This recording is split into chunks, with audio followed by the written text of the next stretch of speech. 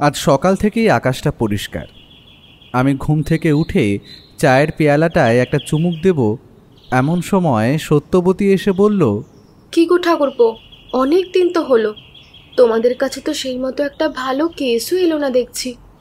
আমি একটু ঠাট্টার সুরে বললাম, তাতে তোমার কি, তুমি তো আর সত্যান্বেষী নও। আর ব্যোমকেশের আগের কেসটায় সরকারের ওপর মহল দিয়ে যা টাকা পেয়েছিল তা দিয়ে ওর শুয়ে বসে চলে যাচ্ছে। ব্যোমকেশ একটু বারান্দায় দাঁড়িয়ে সিগারেট টানছিল আর বাইরে রাস্তার দিকে চেয়েছিল। আমি জানি ওর এখন সুখের দিন চলছে, কিন্তু কখন যে কেস এসে হাজির হবে তার ঠিক নেই।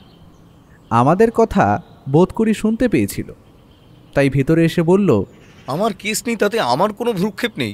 উনি কোথা থেকে এলো হাউতাস করার জন্য? এটাকে কি বলে জানো? সত্যবতী একটু ওর নিচের চুলের দিকটা পাক খাইয়ে সগর্বের সাথে বলল, কি বলে শুনি? এটাই হলো যার বিয়ে তার হুঁশ নেই, ওদিকে পাড়া পড়ছির ঘুম নেই। তোমরা আর কি বুঝবে, আমি তোমাদের আগের কেসগুলোর কথা সব লিখে রেখেছি। আর কদিন পর থেকে তো ঠিক করেছি আমি গোয়েন্দা গল্প লেখাও শুরু করব। আর যখন মানুষ আমার গল্পগুলো পড়া শুরু করবে, আমার বইগুলো তখন দেখবে বাংলার লোকেদের হাতে হাতে ঘুরছে। আমি এমনিতেই চা খাচ্ছিলাম, বৌঠানের লেখক হওয়ার কথাটা শুনে একটা ছোটোখাটো বিষম খেলাম। কাশিটা একটু সামলে নিয়ে বললাম, এটাই বাকি ছিল। ভালো তো, আমি তোমার লেখার সময় সাহায্য করে দেব বরং। ব্যোমকেশও দেখলাম আমার কথাটা শুনে হেসে বলল, ঠিক আছে, মেনে নিলাম কিছু কিছু কেসে নেওয়া যেতেই পারে তোমাকে, তবে তার বদলে ভালো কিছু রান্না করে খাওয়াতে হবে আমাদের। কি কি ঠিক বললাম তো ভাইয়া? আমি একটু মাথা নাড়িয়ে বললাম, একটু সামনের রবিবার কচি পাঁঠার মাংস হলে কেমন হয় বলো তো? আর বৌঠানের থেকে তো ওটা ভালো, আশা করি এ বাড়িতে কেউ রান্না করে না। বৌঠান বলে উঠল, ওই পারবে, সারাদিন পড়ে পড়ে থাকবে আর এটা খাবো ওটা খাবো বলে হুকুম দেবে, তাই তো? রাগ করে না, 10টা না 5টা না, একটাই তো স্ত্রী বলো। আর বললাম তো, এরপর একটা ভালো কেস এলেই তোমাকে নিয়ে যাব। এখনই যদি কেস আসে এখনই নিয়ে যাব, প্রমিস। আসলে স্বামী স্ত্রীর মধ্যে এইসব ঝগড়া লেগেই থাকে, ওগুলো দেখতে বেশ ভালোই লাগে। আবার আমি তো বেশ উপভোগ করি, আমার সাথেও লাগে মাঝে মাঝে। কিন্তু কথা চলার মাঝেই হঠাৎ করে আমাদের চমকে দিয়ে টেলিফোনটা বেজে উঠল। তাড়াতাড়ি ও এগিয়ে গেল ফোনটার দিকে, তারপর তুলে নিয়ে বলল, হ্যালো, অনির্বাণ বলছি। ও মিস্টার সোম, বলুন বলুন, শরীর ঠিক আছে তো? কি খুনের চেষ্টা? তাও আপনাকে? ঠিক আছে ঠিক আছে, আমি এখন ফ্রি আছি, চলে আসছি। হ্যাঁ হ্যাঁ, রেডি হয়ে বেরিয়ে পড়বো। আপনি সাবধানে থাকুন। গম্ভীর মুখে ফোনের রিসিভারটা নামিয়ে রেখে বলল, কলকাতার হাইকোর্টের প্রাক্তন প্রধান বিচারপতি নিরঞ্জন সোমকে একটা লোক বাড়িতে এসে খুন করার চেষ্টা করেছে। আমায় এক্ষুনি বেরোতে হবে, তৈরি হয়ে নাও, কুইক। বৌঠান ওর দিকে তাকিয়ে কিছু একটা বলতে যাচ্ছিল, তার আগেই ব্যোমকেশ বলল, চলো, কাকা আমার পরিচিত, কোনো অসুবিধা হবে না আশা করি। তবে আজ যাচ্ছ চলো, গল্পের প্লট পেয়ে যাবে, কিন্তু এদিক ওদিক কিন্তু নিয়ে যেতে পারবো না, ওটা তোমাকে কাছে পরে শুনে নিতে হবে। আমি জানি ও বৌঠানের সাথে যতই ঝামেলা করুক ভালোবাসে ও খুবই। বৌঠান হাসি মুখে বলল, দাঁড়াও, আমি তৈরি হয়ে আসি। আমি আর ব্যোমকেশ 2 মিনিটে তৈরি হয়ে নিলাম। তাড়াতাড়ি আমাদের ট্যাক্সি ড্রাইভারকে কল করে দেওয়া হলো। বৌঠান রেডি হওয়ার আগেই সাথে সাথেই বাইরে মোটর গাড়ির শব্দ শুনতে পেলাম, আর সেটা আমাদের বাড়ির নিচেই থামলো বলে মনে হলো। আমরা 3 জনে তাড়াতাড়ি গাড়িতে উঠে ঠিকানা বলে দিতেই গাড়ি স্টার্ট দিয়ে দিল। বৌঠান দেখলাম ওর হাতে একটা ছোট নোটবুক আর একটা নতুন ফাউন্টেন পেন সাথে নিয়েছে। আমি যেতে যেতেই ওকে বললাম, আচ্ছা উনি সেই মিস্টার সোম তাই না? ব্যোমকেশ বলল, হ্যাঁ, প্রাক্তন কলকাতা হাইকোর্টের প্রধান বিচারপতি। সেই দিন দেখাও তো হয়েছিল আমাদের সঙ্গে। আসলে প্রায় মাস 3 আগে লালবাজার থানার বড়বাবু দাসবাবুর মেয়ের বিয়েতে গিয়েছিলাম আমি আর ব্যোমকেশ। সেইখানেই নিমন্ত্রিত বড় বড় লোকেদের মাঝে এই নিরঞ্জন সোম এসেছিলেন। দাসবাবু ব্যোমকেশকে পরিচয় করিয়ে দেওয়ার সাথে সাথেই তিনি ওর খুব প্রশংসা করলেন, আর এও বলেছিল যদি দরকার হয় তবে নিশ্চয়ই ফোন করবেন কোনো একটা দিন। কিন্তু সেই দরকারটা যে এমন হবে তা আশা করিনি।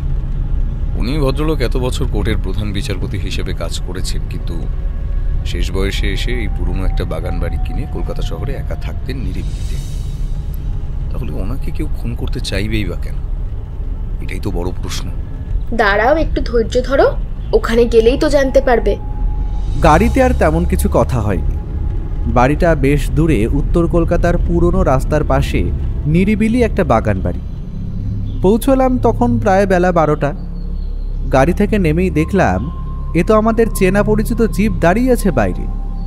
এটা দাসবাবুর পুলিশ জিপ, তা চিনতে ভুল হওয়ার কোনো প্রশ্নই নেই। ব্যোমকেশ ওটা দেখল, তারপর আমার দিকে তাকিয়ে বলল, দাসবাবু লোকটা বুগাস একেবারে। এখানে যে আসবে আগে থেকে বলে না, ট্যাক্সিতে শুধু শুধু ভাড়া করলাম। ভাড়া চুকিয়ে ট্যাক্সিটা রাস্তায় ধুলো উড়িয়ে চলে গেল। কলকাতার মতো শহরে এত বড় একটা বাগান বাড়ি কিনে থাকার ক্ষমতা যার আছে, তাকে হত্যা করতে যে কেউ চেষ্টা করবে, এটাই স্বাভাবিক। সত্যি বেশ বড় দোতলা একটা বাড়ি। তেমন একটা জাঁকজমক নেই বটে, কারণ পুরনো হওয়ার দরুন বাড়ির রং ততদিনে ফিকে হয়ে গেছে। বড় গেটটা খুলে সামনের সাজানো বাগান দিয়ে এগিয়ে যেতে যেতে চোখে পড়ল ওপরের দোতলার বারান্দার দিকের অংশটায়। অসম্ভব সুন্দর রং বেরঙের ফুলের টব শোভা পাচ্ছে সেখানে। বৌঠান তো দেখলাম ওগুলো দেখে বেশ খুশিই হয়েছে। একটা চাকর এসে দরজা খুলে দিল, তারপরে বলল, বাবু ওপরে আসেন, একটু ভেঙে পড়েছেন, তবে আপনারা গেলে হয়তো মনে বল পাবে। আমরা সিঁড়ি দিয়ে উপরে উঠে গেলাম। বাড়ির বয়স হলে কি হবে, নিরঞ্জনবাবুর এলেম আছে বটে। দেশ বিদেশের দামি দামি ফুলদানি আর ঘর সাজানোর জিনিস দিয়ে পুরো নিচের বসার ঘর ঠাসা। দেখেই বোঝাই যাচ্ছে এই শখের জন্য ঘর সাজাতেই ব্যবহার করা হয়েছে। দোতলায় যাওয়ার সময় সিঁড়িতে উঠতে উঠতে ও বলল, বিয়ে না করে টাকা জমালে কত দামি দামি জিনিসপত্র দিয়ে ঘর সাজানো যায়, এর জন্য চিরকুমার ব্রত অবলম্বন করাই যায়। বৌঠান একটু মুখ ঘুরিয়ে বলল, মরণ দশা। আমরা গিয়ে একটা বড় হলঘর পেরিয়ে প্রবেশ করলাম সেই দোতলার বারান্দায়। দোলনার ওপর বসে নিরঞ্জনবাবু সোফায় থাকা দাসবাবুর সাথে কথা বলছেন। ব্যোমকেশ আর আমাদের আসতে দেখে মিস্টার সোম নিজেই দোলনা থেকে উঠে এসে আমাদের আমন্ত্রণ জানিয়ে বললেন, আসো আসো ব্যোমকেশ, বসো। ও, নিরঞ্জন সোম মানুষটির বর্ণনা তো দেওয়াই হয়নি। ব্যোমকেশ বলেছে লেখার সময় সামনের মানুষের একটা বর্ণনা দিয়ে দিতে। আমি তাই করলাম। নিরঞ্জন সোম বেশ শক্তপোক্ত মানুষ, বয়স হয়েছে, তবে তার মেরুদণ্ড কিন্তু এখনও সোজা। মাথায় সমস্তটা সাদা চুল, ফর্সা রং, যদিও চামড়াটা এখন কুঁচকে গেছে। ছিপছিপে শরীর, আর প্রায় ওর মতোই লম্বা, 6 ফুটের কাছাকাছি তো হবেই। দাসবাবু আমাদের বরাবরই চেনা। উনি আমাদের দেখা মাত্রই বলল, ব্যোমকেশ, কেস হলেই তো গন্ধে গন্ধে হাজির। কি আর বলবো বলুন, স্বয়ং হেড জাস্টিস নিরঞ্জন সোমকে হত্যার চেষ্টা, সেটা তো উদ্ধার করা যার তার কম্য নয়। দাসবাবু হো হো করে হেসে উঠলেন। ব্যোমকেশ আর আমাকে মিস্টার সোম আগে থেকেই চিনতে, কিন্তু বৌঠানকে চেনার কথা না। ও তাই ওর পরিচয় করিয়ে দিল, আর এও বলল ও নাকি লেখক হতে চায়। কেসের ব্যাপারে প্লট বোঝার জন্য আমাদের সাথে এসেছে। মিস্টার সোম তো বেজায় খুশি হয়ে বললেন, ভেরি গুড, ভেরি গুড, তোমরা এসেছো, আমার একটু এখন হালকা লাগছে। আঙ্কেল, আপনি তো ভালোই মানুষ। যাকে কয়েক ঘন্টা আগে হত্যার চেষ্টা করা হয়, তার মুখে এমন সাহস আর হাসি সচরাচর দেখা যায় না। ব্যোমকেশ, আমি আইনের সাথে যুক্ত আছি প্রায় 25 বছর। এখন রিটায়ারমেন্ট নিয়েছি বটে, তবে অপরাধী দেখলেই তার মনে কি চলছে সেটা বলতে পারি। কিন্তু আজ সেই অপরাধীর কোনোভাবেই আমায় মারার ইচ্ছা যেন ছিল না। সে শুধু আমায় ভয় দেখাবার জন্যই আজ এসেছিল, কিন্তু তার কথাবার্তা শুনে মনে হলো সে হয়তো পরেও বদলা পুরো করতে আসবে। এমনকি সেই আততায়ী আমায় একটা নাম অবধি বলে গেছে। স্ট্রেঞ্জ, ঘটনাটা অদ্ভুত তো, এ আবার কখনো হয় নাকি? তাই তো ব্যোমকেশ তোমাদের সঙ্গে সঙ্গে ডেকে নিলাম।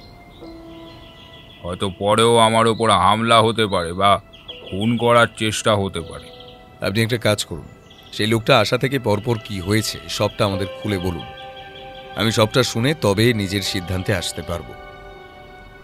চাকর আমাদের জন্য 1 কাপ করে কফি দিয়ে গিয়েছে।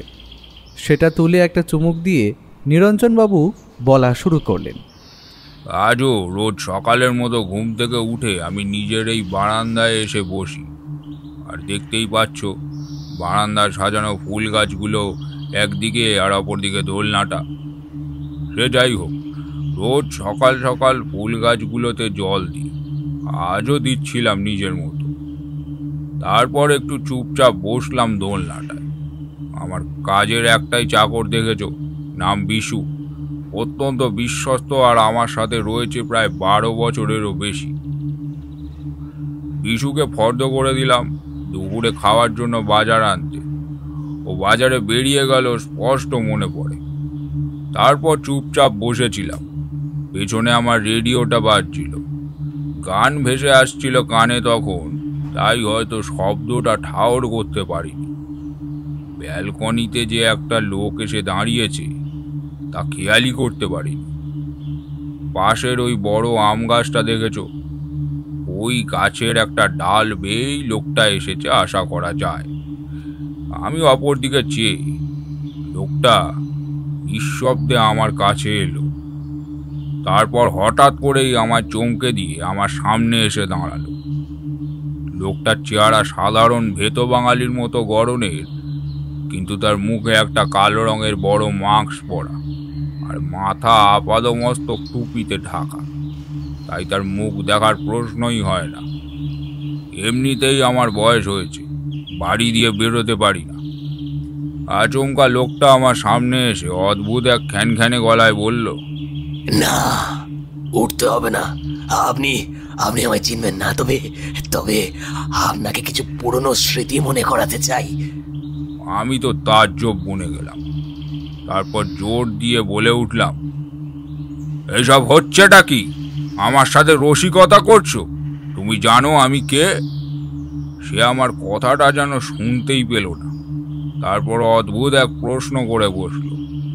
আচ্ছা জজ সাহেব, আপনার 5 বছর আগে একটা কেস, গোবিন্দ নস্করের কথা মনে আছে, যাকে আপনি ফাঁসি কাঠে ঝুলিয়েছিলেন?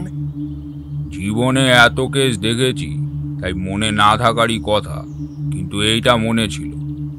একটা গো বেচারা জাতীয় মানুষ, কিন্তু সে নাকি ছোড়া মেরে খুন করেছে একটা লোককে। প্রথমে দয়া হলেও পরে লোকটার অপরাধের কথা ভেবে ফাঁসির রায় দিয়েছিলাম। আমি তৎক্ষণাৎ লোকটাকে বললাম, তুমি ওই লোকটার ফাঁসির বদলা নিতে এসেছো নাকি? তবে জেনে রাখো, যার যেটা সাজা আমি তাকে ততটাই সাজা দিই, আর তাও আইনিভাবে। তাতে আমার কিছু এসে যায় না। লোকটা হঠাৎ আমার চমকে দিয়ে পকেট থেকে বার করে আনলো একটা ধারালো ছুরি। তারপর সেটা আমার গলার কাছে এনে আবার সেটা নিজের হাতে নিয়ে নিল। তারপর বলল, জজ সাহেব, আপনি একটা ভুল করে ফেলেছিলেন সেই রায় দেওয়ায়। কারণ সেই খুন সে করেনি, তাকে ফাঁসানো হয়েছিল। আমি বললাম, তাতে তোমার কি? আর আইন তদন্ত করেই তাকে কাঠগড়ায় তুলেছিল, তাহলে আমার কি দোষ? লোকটা একটু হেসে জবাব দিল, আমার কি? কারণ ওই খুনটা ও করেনি, করেছিলাম আমি। আর সেটা চাপা দিয়েছিলাম, বুঝলেন? হ্যাঁ, তবে আপনি বয়স্ক মানুষ, মিথ্যে কথা বলবো না। সেই খুনের বোঝা এত বছর পর আমার মাথায় চড়ে বসেছে যেন। রোজ রাতে ঘুম আসে না আমার, রোজ একটা অপরাধ বোধ কুড়ে কুড়ে খায় আমায়। হ্যাঁ, কিন্তু একদিন হঠাৎ মনে হলো, আপনি তো জজ ছিলেন। তাহলে দোষ তো আপনার, কারণ লোকটাকে ফাঁসিতে তো আপনি ঝুলিয়েছিলেন, তাই না জজ সাহেব? আমি তাকে বললাম, তুমি যদি আমায় মারতে চাও মারতে পারো। ভুল হয়েছে যখন আমি স্বীকার করে নিলাম, নাও মারো আমায়। লোকটা অদ্ভুত হেসে ছোড়াটা তার পকেটে আবার চালান করে দিয়ে বলল, না, আপনাকে মারার সময় এখনো আসেনি, বুঝলেন? কারণ আমার উত্তর এখনো আমি পাইনি। কে দোষী, আপনি না আমি, সে উত্তর আমি এখনো পাইনি। তার উত্তর পেলে হয়তো আপনাকে এসে মেরে যাব। এই বলে লোকটা উঠে একটা টেপ বের করে আমার মুখে চিপকে দিল, আর কালো একটা কাপড় বেঁধে দিল আমার চোখে, আর সাথে হাতও বেঁধে দিল।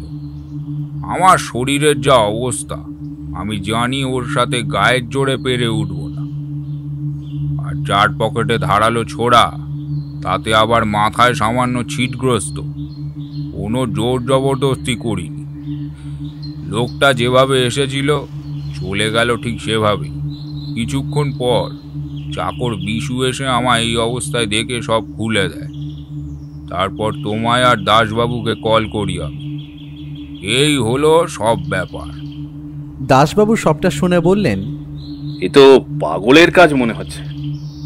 না হলে শুধু শুধু কষ্ট করে একটা লোক আপনার দোষ ধরিয়ে দিতে এলেন কেন? ব্যোমকেশ এতক্ষণ চুপচাপ ছিল, এবার এসে বলল, দাসবাবু, আপনি হয়তো ভুলে যাচ্ছেন লোকটা শেষে বলে গেছে তার ইচ্ছা হলে পরে সে আবার মিস্টার সোমকে খুন করতে আসবে। তাই উনি ঠিকই করেছেন আমাদের খবর দিয়ে। দাসবাবু একটু আমতা আমতা করে বললেন, তাও ঠিক কথা। তাহলে একটা কাজ করুন নিরঞ্জনবাবু, আপনার বাড়িতে আমি একজন পুলিশ মোতায়েন করে দিই, যখন আপনার প্রাণের আশঙ্কা আছে। মিস্টার সোম তাতে একটু হেসে বললেন, শুধু শুধু একটা বয়স্ক লোকের জন্য পুলিশ বসিয়ে কাজ নেই। তার থেকে বরং আপনারা দুজনেই সেই লোকটাকে ধরার ব্যবস্থা করুন। আর বিশু সব সময় আমার সাথেই থাকে, তাই আর চিন্তা করার কোনো কারণ নেই। তাই বরং ভালো, কিন্তু খটকাটা অন্য জায়গায়। আচ্ছা, লোকটার কথা বলার সময় পাগলামির কোনো লক্ষণ শরীরে ফুটে উঠছিল কি? একটু মনে করে বলুন তো। না ব্যোমকেশ, সাধারণ গলার স্বর, কথাগুলো এমনভাবে বলে গেল যেন সবটাই স্বাভাবিক। কিন্তু লোকটার গলা যেন অদ্ভুত রকমের খ্যানখ্যানে, যেন জোর করে গলা পাল্টে কথা বলার চেষ্টা করছে। এ তো হবেই, হয়তো সে পরিচয় গোপন করে রাখতে চাইছে, তাই জন্য তার এমন প্রচেষ্টা। ব্যোমকেশ একটু সোফা ছেড়ে উঠে গিয়ে বারান্দার পাশেই থাকা আম গাছের দিকে এগিয়ে গেল। তারপর ভালো করে দেখে বলল, স্ট্রেঞ্জ, ডাল বেয়ে তো অনায়াসেই কেউ উপরে উঠে আসতে পারে। তারপর এটা ওটা কথা চলল, তেমন বেশি দরকারি কিছু নয়। এর মধ্যে দেখি বৌঠান ঘটনা বলার সময় সবটা ওর ছোট নোটবুকে নোট করে নিয়েছে। সব কথা শেষ করে ব্যোমকেশ এবারে বলল, নিরঞ্জনবাবু, আপনি চিন্তা করবেন না। আর লোকটা হয়তো আপনাকে বিব্রত করার জন্যই ভুল বিচার করার কথাটা বলছে, আমি দেখছি। আর দাসবাবু তো আছেই, আমরা আপনার কোনো ক্ষতি হতে দেব না। তাহলে আজ উঠি। আমরা সবাই নিরঞ্জন বাবুকে নমস্কার জানিয়ে বেরিয়ে এলাম ওনার বাড়ি ছেড়ে। দাসবাবু ওনার কোমরের বেলটা ঠিক করতে করতে বলল, ব্যোমকেশ, বাড়ির দিকে যাবে তো? চলো, আমার জিপে করে ছেড়ে দিচ্ছি, যেতে যেতে কথাও হয়ে যাবে কিছু। আমরা উঠে পড়লাম দাসবাবুর জিপে। রাস্তায় জিপে যেতে যেতে দাসবাবু বললেন, কি মনে হচ্ছে তোমার এই কেসটায়? আমার তো বাবু মাথায় কিচ্ছু আসছে না। আমার তো মনে হয় এ কোনো পাগলের কাজ। হয়তো কোনোদিন অ্যারনে দাঁড়িয়েছিল, আর আমাদের জজ সাহেব তাকে কঠিন শাস্তি দেন, তাই হয়তো এখন এত বছর পর সাজা দিতে ফিরে এসেছে। সব কিছু এত সহজ নয় দাসবাবু। লোকটা যদি প্রতিশোধ নিতে আসতো, নিমেষেই আজ মিস্টার সোমকে খুন করতে পারত, কিন্তু সে তা করেনি। তার জন্যই লোকটাকে আমার একদম শিক্ষিত মাস্টার মাইন্ড মনে হচ্ছে। কি জানি বাপু। গাড়িটা ততক্ষণে আমাদের বাড়ির নিচে গিয়ে দাঁড়ালো। আমরা গাড়ি থেকে নামলাম। ও দাসবাবুর কাছে এগিয়ে গিয়ে বলল, দাসবাবু, একটা কাজ করতে হবে আপনাকে, আর পুলিশের থেকে এ কাজ ভালো কেউ করতে পারবে না আশা করি। আপনি একটা কাজ করুন, ওই পুরনো যে কয়েদি, কি যেন নাম, গোবিন্দ নস্কর, ওর কেসের ফাইলটা একবার খুঁজে দেখুন, আর সব ডিটেলস আমায় জানান। আর লোকটার পরিবারে আর কে কে আছে সব আমার চাই। যত তাড়াতাড়ি হয় ততই ভালো। সেই পুরনো ফাইল খোঁজা, উফ, সেই আবার ধুলো ময়লার স্তূপে হাত দেওয়া, পারি না আর। রিটায়ারমেন্ট নিয়ে নেব আমি। ঠিক আছে, তুমি যখন বলছো খুঁজে দেখবো খন। ও একটু হাসল। গাড়িটা রাস্তার ধুলো উড়িয়ে বেরিয়ে গেল। সেই দিন বাড়ি ফিরে স্নান খাওয়া করে বসলাম। ও ওর ঘরে গেল, বলল কেসটা নিয়ে একটু ভাববে। আমি জানি এখন ওকে বিরক্ত করে লাভ নেই, তাই নিজের মতো চুপচাপ বসার ঘরে একটা বই খুলে পড়ছিলাম। এমন সময় ঘরের টেলিফোনটা বেজে উঠল। আমি দৌড়ে গিয়ে ফোনটা কানে দিয়ে বললাম, হ্যালো। কিছুক্ষণ সব চুপচাপ। তারপর হঠাৎ করেই নিস্তব্ধতা ভেঙে ফোনের ওপারে একটা মহিলা কণ্ঠ শোনা গেল। ব্যোমকেশ বাবু, এত কৌতূহল কিন্তু ভালো নয়। যে যা দোষ করেছে তার থেকে কারো রেহাই নেই, সাজা তাকে পেতেই হবে, সে জজ হোক বা অন্য কেউ। আর সব ব্যাপারে নাক গলানো বন্ধ করুন, তাতে আপনারই মঙ্গল। বলেই মুখের ওপর ফোনটা কেটে দিল। ব্যোমকেশ মনে হয় ফোনের শব্দটা শুনেছিল। আমি ওই রকম দাঁড়িয়ে আছি দেখে বা আমার চুপসে যাওয়া মুখের দিকে তাকিয়ে সঙ্গে সঙ্গে ফোনটা কেড়ে নিল। তারপর কানের কাছে দিয়ে রিসিভারটা নামিয়ে রাখল। সোফার উপর বসে বলল, গলাটা কেমন ছিল? একটা মহিলার গলা। হুমকি দিল কিনা বলতে পারবো না, তবে সাবধান হতে বলে দিল। আর কিছু বলল না, একটা সিগারেট জ্বালিয়ে ঘরের দিকে চলে গেল। ওর মুখ দেখে বোঝার উপায় নেই ওর মাথার ভেতর তখন কি চলছে।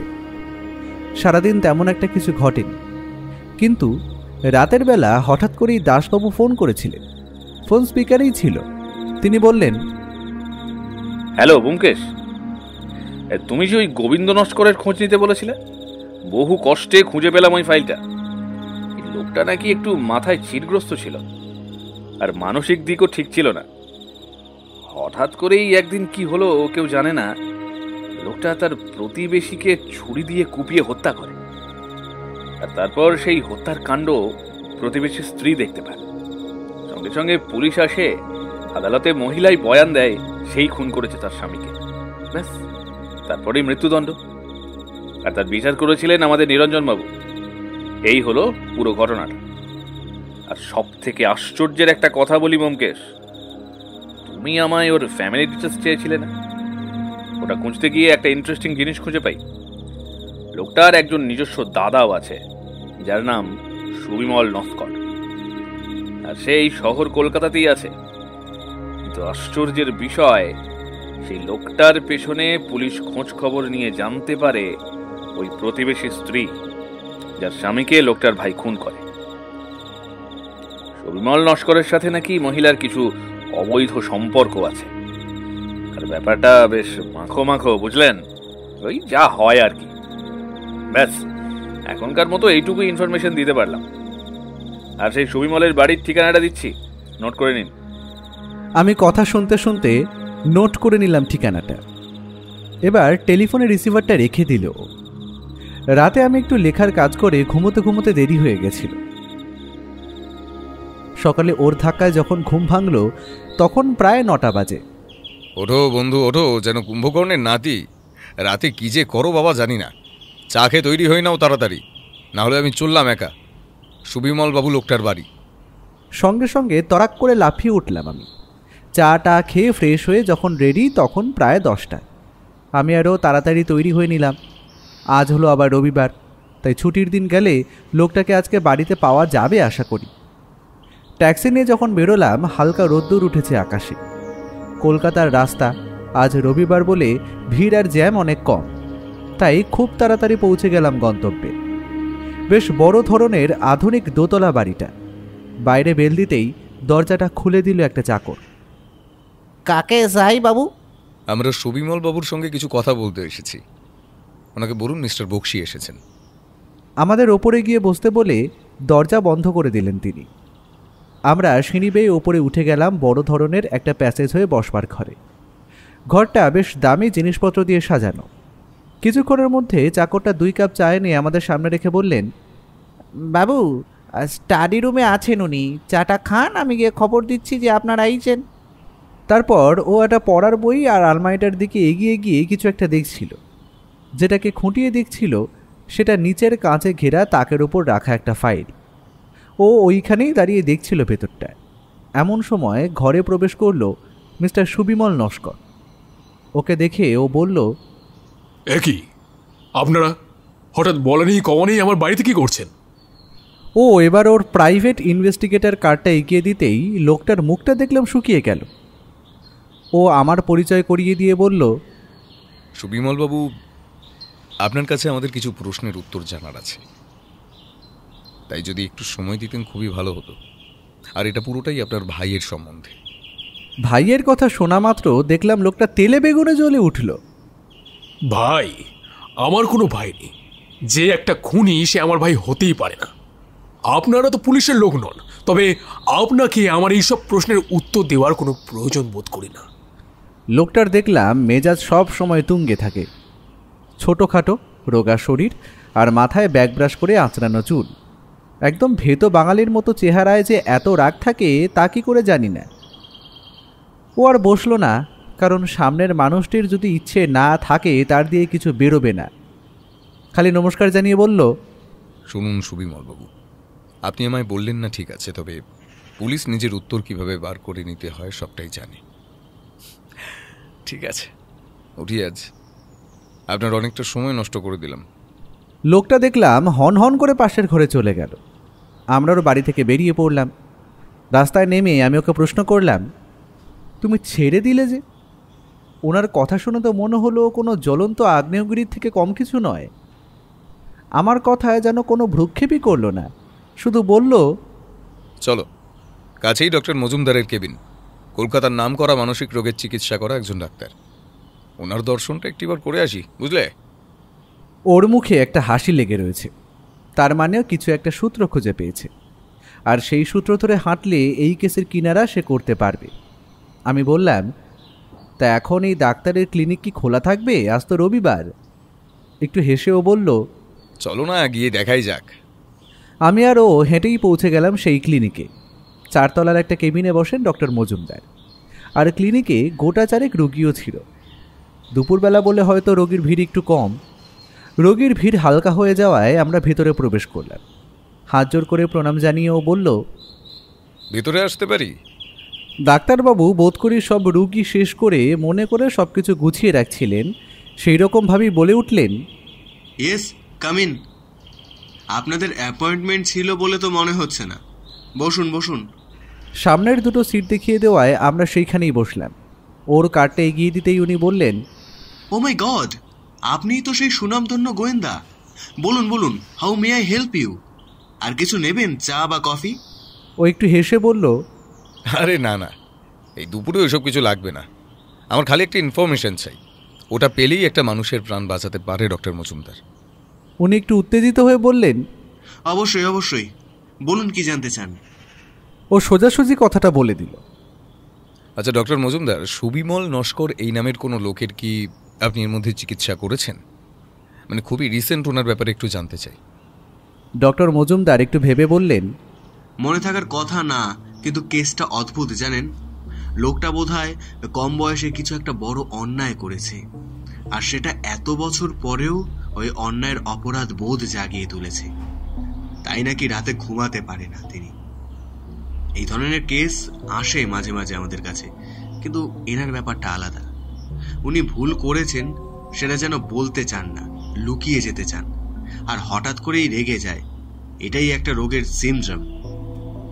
কিন্তু কাউকে না কাউকে তো বলতে হবে, না হলে রোগটা মনে চেপে বসলে হয়তো ভদ্রলোক সাইকো হয়ে যেতে পারেন।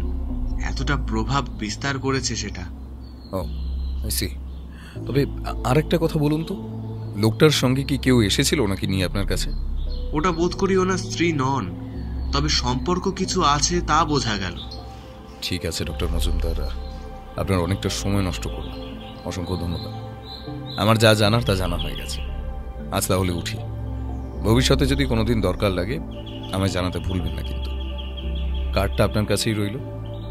আমরা নমস্কার জানিয়ে বেরিয়ে পড়লাম। রাস্তায় যেতে যেতে আমি বললাম, আচ্ছা তুমি ডক্টর মজুমদারের কাছে আসার ব্যাপারটা বুঝতে পারলে কিভাবে? বুঝলে না, খুব সহজ। আলমারিটার কাছে ডক্টর মজুমদারের একটা ভিজিটিং কার্ড চোখে পড়ল, আর লোকটার কথা বলার যা ধরন আর রেগে যাওয়া দেখেই বোঝা যায় এর মানসিক কোনো রোগ আছে। তবে এই নিরঞ্জনবাবুকে হত্যা করার চেষ্টা করেছে তার কোনো প্রমাণ এখনো আমার হাতে আসেনি। আর প্রতিবেশী মহিলার সাথে সম্পর্ক, ওটাও কিন্তু সাধারণ ব্যাপার নয়। কথা বলতে বলতে আমরা 4 মাথার মোড়ে পৌঁছে গেলাম। এদিকটা বরাবরই ভিড় থাকে। আমরা রাস্তাটা ধরে এগোচ্ছি, ভিড়ের মধ্যে একটা লোকের সাথে আমার ধাক্কা লাগলো। তখন বুঝিনি, বাড়ি পৌঁছে পকেটের মধ্যে কিছু একটা ঠেকতেই হাত ঢুকিয়ে দেখলাম একটা কাগজ সেখানে রয়েছে। সেটাই খুদে খুদে অক্ষরে লেখা, পারফেক্ট মার্ডার, সেটা নয় যেখানে খুনি ধরা পড়ে না, বরং পারফেক্ট মার্ডার সেটাই যেখানে একটি নিরপরাধ লোক ধরা পড়ে। এটা পাওয়া মাত্র আমি ওর কাছে ছুটে গেলাম। ওর মুখে একটা কাগজটা দেখে একটা হাসি খেলে গেল। ও শুধু একটা কথাই বলল, সাইকো কিলার। পরের দিন সকালে আমি একটু ওর ঘরে গিয়ে দেখি ও চুপচাপ খাটের ওপর শুয়ে পা নাড়তে নাড়তে কিছু একটা ভাবছে। পাশেই একটা খাতা পড়ে আর সেই কাগজটা। আমি পাশে গিয়ে বসলাম আর বললাম, কিছু কি বুঝতে পারলে? ও উঠে বসে একটা সিগারেট জ্বালিয়ে একটা বড়সড় টান দিল, তারপর ধোয়া ছেড়ে বলল, বেশিরভাগ প্রশ্নের উত্তর পাওয়া গেছে, কিন্তু আমি এটা বুঝতে পারলাম না এতে মিস্টার সোমকে খুন করার মোটিভটা কোথায়। আর যেমন ধরো ওই যে মহিলার সঙ্গে সম্পর্ক আছে লোকটার, সেটা তো জানা গেল, কিন্তু কেন তিনি ওনার সঙ্গে সম্পর্কে জড়াবেন? কেন? একজন পতিহারা মহিলা যে বিধবা থাকবে এটা কোন আইনে লেখা আছে যে সে আবার সম্পর্কে জড়াবে না? নিজেই নিজের বলা কথাটা শুনে আমি উত্তেজিত হয়ে উঠলাম। আমার মাথায় তখন একটা সম্ভাবনা উকি দিচ্ছে। আমি বললাম, এই এটা তো জলের মতো পরিষ্কার। খুনটা সুবিমলবাবু নিজেই করেছেন, আর হয়তো তার প্রতিবেশী মহিলার সাথে তার সম্পর্ক আগে থেকেই ছিল, তাই জন্য তারা জোট বেঁধে খুন করে লোকটাকে। আর আমরা শুনেছি গোবিন্দ নস্কর লোকটার তো একটু মাথায় ছিট আগে থেকেই ছিল। খুন করে তাকে ফাঁসিয়ে দেওয়া এটা তো অতি সহজ কাজ। ওর মুখে একটা হাসি খেলে গেল। আমার পিঠে চাপড় মেরে বলল, এতদিনে বলা যায় তুমি আমার সঙ্গে ঘুরে ঘুরে ভালোই কাজ শিখেছ। সবটাই তো হলো, আর এটা যে সত্য তা প্রমাণ করা কঠিন কাজ নয়। কিন্তু লোকটা মিস্টার সোমকে খুন করবে কেন? কেন, ডক্টর মজুমদার তো বলেই ছিলেন ও বড়সড় মানসিক রোগের শিকার। সেই রোগের বশেই হয়তো। তৎক্ষণাৎ সিগারেটটা জানলা দিয়েও ছুঁড়ে ফেলে দিল, তারপর ছুটে এসে বলল, দাঁড়া দাঁড়া, মাথাটা খুলে গেল মনে হচ্ছে। সবটাই ঠিক, গোবিন্দ নস্কর খুন করেনি, আর তাকে ফাঁসিয়েছিল সুবিমল বাবু আর সেই মহিলা মিলে। আর এটা তোমার কালকের পাওয়া কাগজ দেখে স্পষ্ট বোঝা যাচ্ছে। কিন্তু একটা প্রশ্নের উত্তর আমি খুঁজছিলাম, সেটা হলো কাগজে পাওয়া 26 লেখা নাম্বারটির কথা। এতক্ষণ ভাবছিলাম ওই লেখাটা কোনো বই দিয়ে নেওয়া, আর সেটা তার কোড নাম্বার, কিন্তু না। আজকে তারিখটা কত বন্ধু? আমি তৎক্ষণাৎ বললাম, আজ তো 26। তার মানে পরে বুঝতে পারবে। একটা বড় কিছু ঘটতে চলেছে। তাড়াতাড়ি যা পড়ে আছো ওটা পড়েই বেরিয়ে পড়ো। রাস্তায় যেতে যেতে থানায় দাসবাবুকে তুলে নেওয়া যাবে। আমরা পৌঁছতে দেরি হলে একটা অঘটন ঘটে যেতে পারে। ওঠো ওঠো। তৎক্ষণাৎ পায়জামাটা চুরিয়ে নিল। আমিও তৈরিই ছিলাম। তাড়াতাড়ি করে রাস্তায় নেমে একটা ট্যাক্সি নিলাম।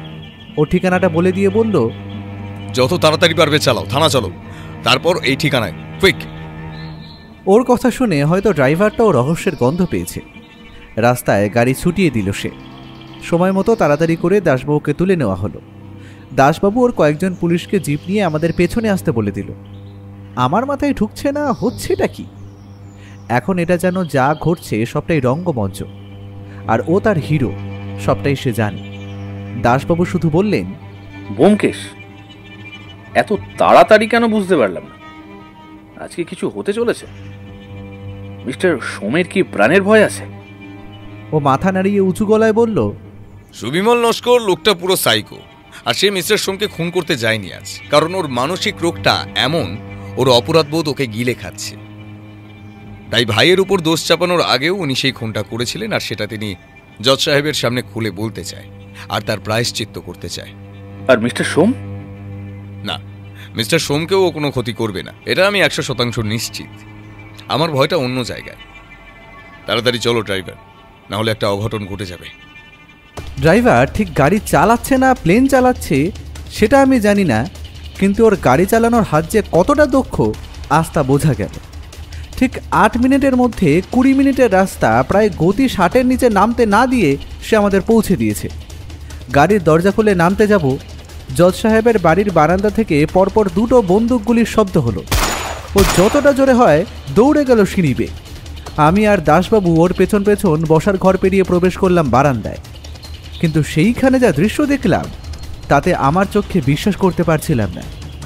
আমার হাত পা তখন বরফের মতো শীতল হয়ে এসেছে। ও আমার পাশে থ মেরে দাঁড়িয়ে। আমি আর দাসবাবু ততক্ষণ বারান্দায় এসে হাঁপাচ্ছি। চোখের সামনে যেটা দেখছি সেটা কিছুটা এই রকম। সামনে বৃদ্ধ মিস্টার সোম দোলনাটায় বসে আছেন। ওনার মুখটা ফ্যাকাশে, আর তার ঠিক অপর দিকে রক্তে ভিজে আছে মেঝের সাদা পাথর। সেই রক্তের উৎস লক্ষ্য করলে দেখা যাবে একটা লোক চোখ উল্টে গুলিবিদ্ধ অবস্থায় সেখানে পড়ে আছে, আর গুলিগুলো ঠিক তার মাথায় করা হয়েছে, আর বন্দুকটা তার নিজের হাতে ধরা, অর্থাৎ তিনি নিজে আত্মহত্যা করেছেন। সেই মৃত পড়ে থাকা লোকটা আর কেউ নয়, তিনি স্বয়ং আমাদের মিস্টার সুবিমল লস্কর। ও শুধু দাঁড়িয়ে থাকা অবস্থায় নিচু গলায় বলল, পারফেক্ট মার্ডার সেটা নয় যেখানে খুনি ধরা পড়ে না। He proved that.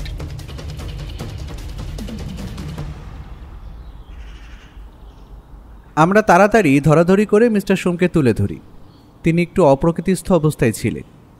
নিজের চোখের সামনে কেউ এসে সুইসাইড করলো, তিনি তা ঠিক মেনে নিতে পারেননি, অসুস্থ হয়ে পড়েছেন। শুধু যাওয়ার আগে আমাদের বারান্দায় থাকা ফুল গাছগুলোর দিকে ইশারা করলেন। ওনাকে সঙ্গে সঙ্গে হাসপাতালে নিয়ে যাওয়া হলো। পুলিশ পেছনেই ছিল। পুলিশ নিজেদের কাজ শুরু করে দিয়েছে। ওর মুখে কোনো কথা নেই, ও খালি একটা সিগারেট ধরিয়ে নিল। তারপর বারান্দায় ফুল গাছগুলোর দিকে এগিয়ে গেল। সেখানে গাছের আড়ালে লুকানো ছিল একটা ভিডিও ক্যামেরা, সেটা সমস্ত ঘটনা রেকর্ড করে রেখেছে। আমরা বেরিয়ে এলাম। ও ক্যামেরাটা রেকর্ডিংটা চালালো। সেটা কিছুটা এইরকম, স্পষ্ট সব কিছুই, কারণ আত্মহত্যাকারী নিজে সেটা সেখানে রেখে গেছিল। ভিডিও রেকর্ডিং বলছে সুবিমল বাবু নিজে স্বয়ং নিজের শরীরে প্রবেশ করলেন জজ নিরঞ্জন সোমের বারান্দায়। মুখে কোনো মুখোশ নেই। তাদের মধ্যে কিছু ছোটোখাটো কথা হলো, কিন্তু সব থেকে যে কথাটা দরকারি সেখানে সুবিমল বাবু উত্তেজিত হয়ে বলছেন, হ্যাঁ আমি এতটাই সেই রাতে প্রতিবেশীকে ছুরি দিয়ে কুপিয়ে খুন করেছিলাম আমি, কারণ লিজা আর আমি দুজনকে ভালোবাসতাম। তাই সেই রাতে দুজন প্ল্যান করে খুন করি লোকটাকে, কারণ আমাদের মধ্যে ভালোবাসার বাধা হয়ে দাঁড়াচ্ছিল খালি ওই লোকটাই। কিন্তু খুনের দিন কিভাবে আমার ভাই ওইখানে এসে পড়ে। ভাইটা ছিল একটু মন ভোলার, মানসিকভাবে অসুস্থ, তাই ওর সাথে কোনোদিনই আমার সদ্ভাব ছিল না। কিন্তু ও খুনটা নিজের চোখে দেখে ফেলেছে, তাই সেখানেই আমাদের বিপদ। সবটা সাজানো হলো, লিজা কোর্টের কাঠগড়ায় দাঁড়িয়ে ওকে খুনি বলে দিল, ব্যাস সব শেষ। কিন্তু কিছুদিন ধরে আমার মাথার ভিতরে ও রোজ স্বপ্নে আসতো সেই খুনের। হ্যাঁ আমি তো খুনটা করেছিলাম, একটা না দুটো খুন করেছিলাম আমি। আপনি কোনো ভুল সাজা দেননি জজ সাহেব, আপনি নির্দোষ। তাই সব দোষ আমি স্বীকার করছি, না হলে আমি মরেও শান্তি পাবো না। এই ভিডিও ক্যামেরায় সবটা স্বীকার করে গেলাম আমি। আমায় ধরা বা সাজা দেওয়া কারোর পক্ষে সম্ভব নয়। খালি একটাই কথা, আমি পাগল নই, আমি আমি আমি আমি সাইকো নই।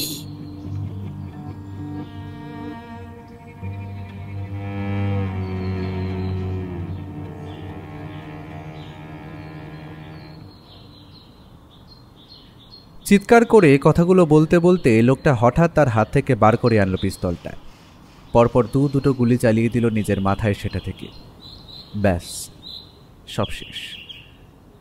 ব্যোমকেশ, আমি, বৌঠান বসেছি আমাদের বাড়িতে খাওয়ার টেবিলে।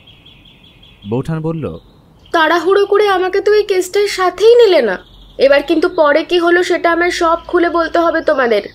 আরে চিন্তা কি, আমি আছি কি করতে, সবটা বলছি, তুমি শোনো। ও শুধুর হাতের সিগারেটটায় টান দিয়ে বলল, যদি গল্পটা তুমি লেখো তবে এই গল্পটার নাম দিও সাইকো কিলার।